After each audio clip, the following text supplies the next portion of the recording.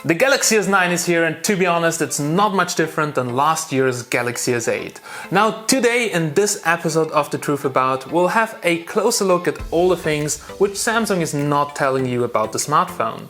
Together with my buddy Linus from TechMagnet HD, I could fly over to Barcelona to attend the MWC 2018 and have a closer look at the smartphone. And now, let's go! Now there's lots to like about the Galaxy S9. It has Qualcomm's latest processor, amazing camera improvements and much more. But is this phone really worth it? So let's have a look at Samsung's roadmap for the last years.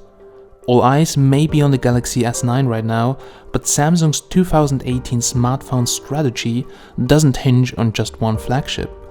There are more than 20 new products across phones and tablets that Samsung is believed to have waiting in the wings. Samsung introduced 10 times as many phones as Apple last year, but its mobile division made half as much revenue. But does it mean they are less greedy or less innovative? Or do they only try to reach the maximum market share?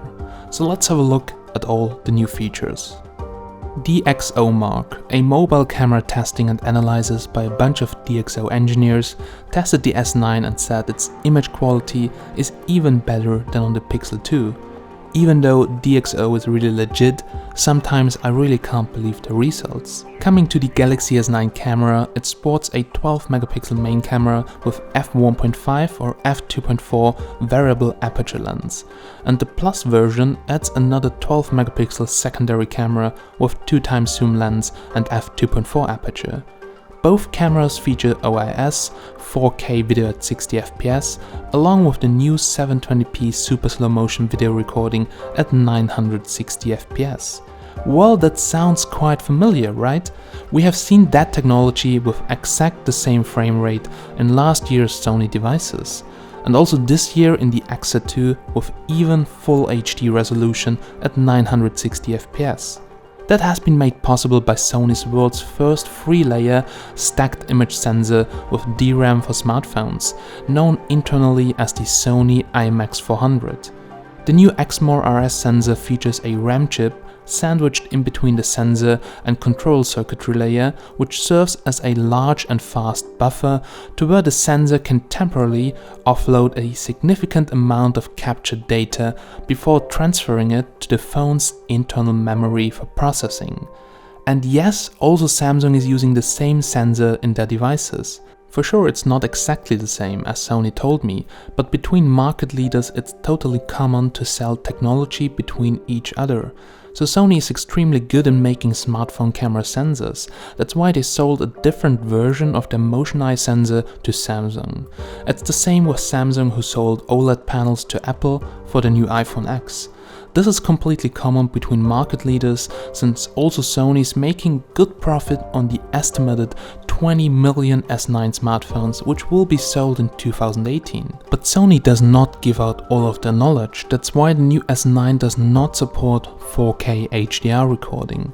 But the new Sony Xperia XZ2 does.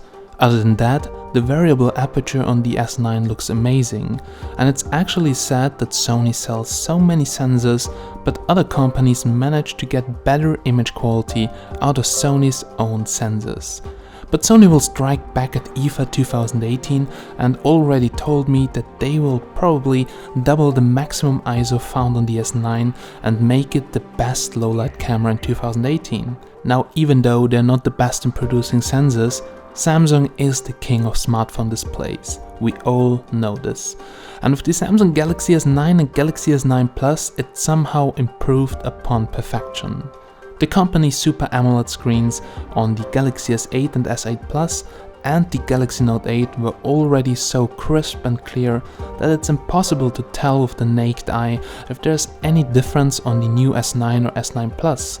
What you can tell, however, is that the screens are noticeably brighter than the predecessors, which is unbelievable. Now, performance-wise, it has the latest processor, as always. But what does it mean? Now, depending on the region, you will get the new Snapdragon or the Exynos processor. If you have been following Qualcomm's Snapdragon roadmap over the past couple of years, much of the 845 will feel quite familiar. The 25 to 30% performance improvements are okay, but Qualcomm focuses in providing a tightly integrated SoC optimized for the expanding use case for mobile. The Snapdragon 845 appears well equipped to handle different processing requirements of machine learning applications, virtual and mixed reality on a limited power budget, the accelerating growth in pre-5G data speeds, and higher quality multimedia capture and streaming. While everybody is talking about how great the phone looks and feels, nobody's talking about the new feature that matters a lot. The Galaxy S8 and S8 Plus sounded a bit flat, but the Galaxy S9 and S9 Plus fixed that with stereo speakers that pump out 1.4 times more volume. In a quick demo, it was immediately clear that the newer phones produce fuller audio. As a bonus, these handsets support Dolby Atmos, which tricks your brain into thinking that you're hearing sounds in specific locations around you. As a previous owner of 2 broken S8 smartphones, I'm also very happy that they made it of that new 7000 series aluminum, which makes the construction more sturdy overall. The glass is also 20% thicker to help prevent breaks, and the phones are heavier than the models they replace. But overall, it's still a Samsung, and even as a daily Note 8 user, I'm not so happy with the software. Yes, it features cool stuff like AR emojis, iris unlock and software improvements, but overall it's still Samsung's UI, useless Bixby and other things that annoy me. But more important are software updates, and if that matters for you, you should think twice about buying one. Other Android smartphones outside of the Google Pixel and so-called Android One devices are slow to get new software updates. Samsung has typically been one of the slowest manufacturers to push the newest versions of Android. Google first announced the Android O, which later became Android Oreo, last May. Samsung's Galaxy S8, last year's phone, is only just now starting to get the update. That's almost a year later. Even worse, Samsung is issuing the software update only to phones that aren't on carriers, which also need to approve the software before it rolls out. Those devices may not get the software until later this year, if at all. Even though they are fast enough with security patches, it feels really bad to have a super expensive flagship phone running an old Android version. Overall, the S9 looks amazing, and I might get it, but first I will have to look at the new Sony XZ2 and the Huawei P20 and then check which one to get. Alright guys, so we're now here at the end of this episode of The Truth About, and I really hope that you liked it and also got some more information on the Galaxy S9. Well, just quickly before we come to an end, my personal opinion on the smartphone. Well, I'm not a Samsung hater, I'm not a Samsung fanboy. I'm using a Samsung Galaxy Note 8 for myself as a daily driver. I do all my things, I organize my day on the smartphone, business stuff, fun, watching movies. But still, it's a good smartphone, but it's not really a perfect smartphone. And I got it in November, and this phone was really, really expensive, to be honest. And now the Galaxy S9 comes out with all those fancy new features, but I'm really not sure if I should go and buy the Galaxy S9. I like Samsung smartphones, but I dislike the software. That's actually why I also use a OnePlus 5T as secondary phone. Both great smartphones. I'm really interested in how the dual aperture camera will work out in reality.